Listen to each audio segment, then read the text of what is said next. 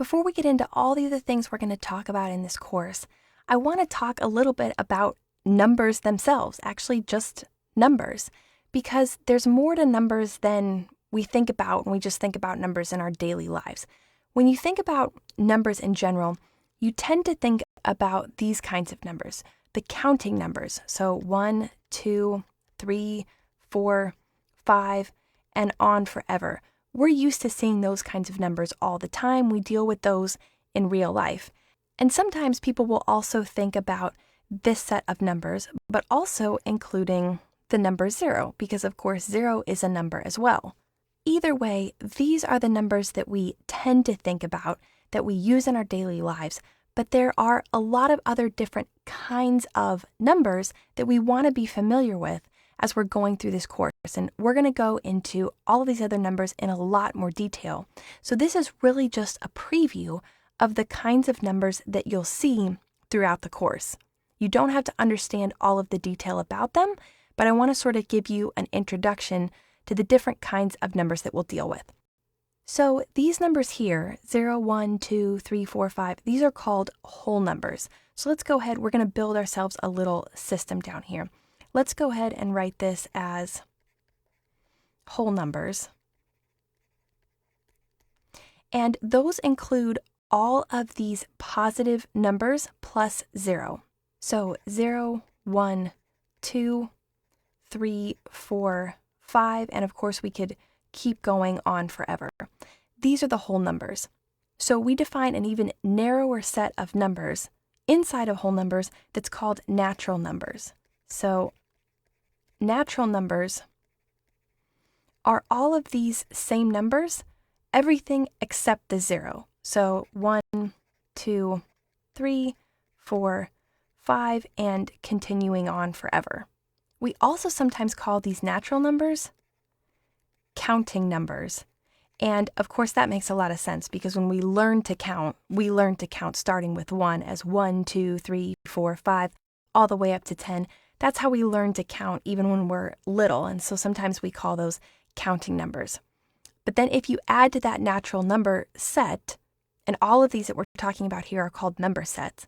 So if you add to the set of natural numbers the number 0, then you have the set of whole numbers. We're also going to talk about in this course negative numbers. So all of these same positive numbers except their negative versions. And again, don't worry too much about the details of this because we're going to go over all of it.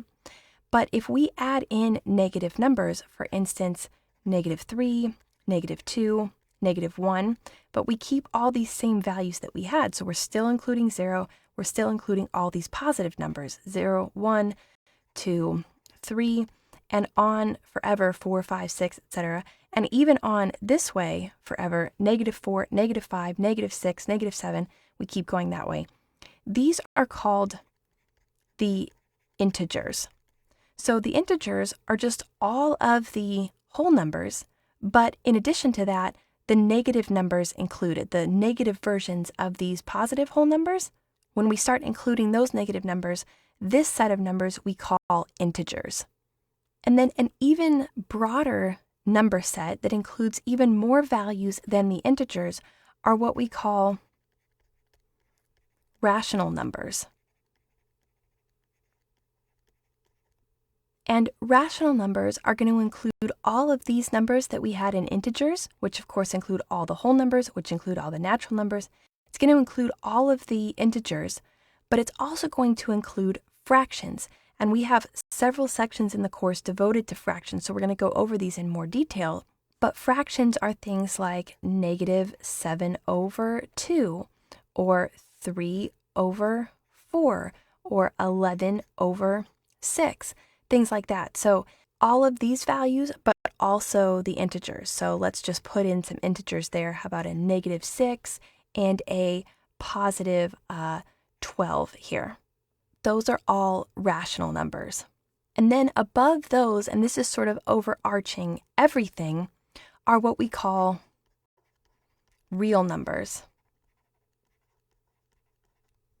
And because real numbers sort of sit over the top of everything and include all of these, we describe this whole number system, all these numbers that we work with, as the real number system. So when we put them all together, we talk about the real number system, and it includes all of these numbers that we're going to deal with. So you can kind of think about it this way. We have real numbers at the top, and then that is going to include rational numbers. Rational numbers includes integers. Integers includes whole numbers. Whole numbers includes natural or counting numbers. So each one of these number systems includes all of the number systems below it. And then over here on this other side, also included in the real number system, are what we call irrational numbers. And if we try to remember this diagram, that should make sense to us because we have rational over here on the left and irrational over here on the right. So they go together. Rational and irrational numbers are sort of opposite number systems. All of these things over here on the left are part of the rational number system. And then over here, totally separately, we have irrational numbers. And remember that over here with rational numbers, we talked about including fractions, which again we'll talk about more later, but fractions were these things like -7/2, 3/4, 11/6, all of these kinds of values. Irrational numbers, all you need to know right now is that irrational numbers are values that cannot be written as fractions. So all of these numbers over here on the left, one way or another, we can express them as a fraction. But there are a few numbers that we can't write as a fraction. They can't be defined in fraction form. And those are numbers like, for instance, the square root of 2. And we're going to talk about square roots and roots later on in this course. So again, you don't need to know what this means, but we're going to talk about what roots are. But the square root of 2 cannot be written as a fraction. Numbers like pi. Pi is a special number that we use to calculate the area of a circle or the circumference of a circle, and it also can't be written as a fraction. So there's numbers over here in this irrational realm that we'll touch on later. But as you can see, most of what we're going to deal with is over here on the rational side. And there's really only one more thing you want to remember about these number systems, and that is the symbols that we use to represent these different number systems. So oftentimes we'll use the symbol R, and a lot of times we write it like this with this little double line as the side of the R. So we'll represent real numbers with the letter R. We'll represent rational numbers with the letter Q, and again, oftentimes we put this little second line on it. Integers we often name with Z. Whole numbers, and this one's easier, we use W. And natural numbers, we oftentimes use N. Irrational numbers, strangely enough, doesn't really have its own symbol, but what we'll often say for irrational numbers, because irrational numbers is all of the real numbers except all of the rational numbers and everything included in rational numbers, we'll express this like this. We'll say all the real numbers minus all of the rational numbers. Or you can really think about this as all the real numbers except all the rational numbers. So irrational numbers is just really everything else outside of this rational realm, and so we often express it that way. And then the last thing is that keep in mind, we've been talking about these number sets, all these different sets of natural numbers, whole numbers, irrational numbers. These are all just different number sets, and we can express a number set. Oftentimes, when we write a number set, we use set notation. And so, for instance, you might see something like this. We might say the set of whole numbers is this. We write these curly brackets, and then we write out our whole numbers. So 0, 1, 2, 3, 4, like this, dot, dot, dot, and then we close our curly braces. This is set notation, and this says the set of whole numbers includes all of these things, and you list all of the items that are included in the set inside these curly braces. But we can also use set notation to list really anything else that we want. For example, I might choose to list out a set of, so I'm going to say taco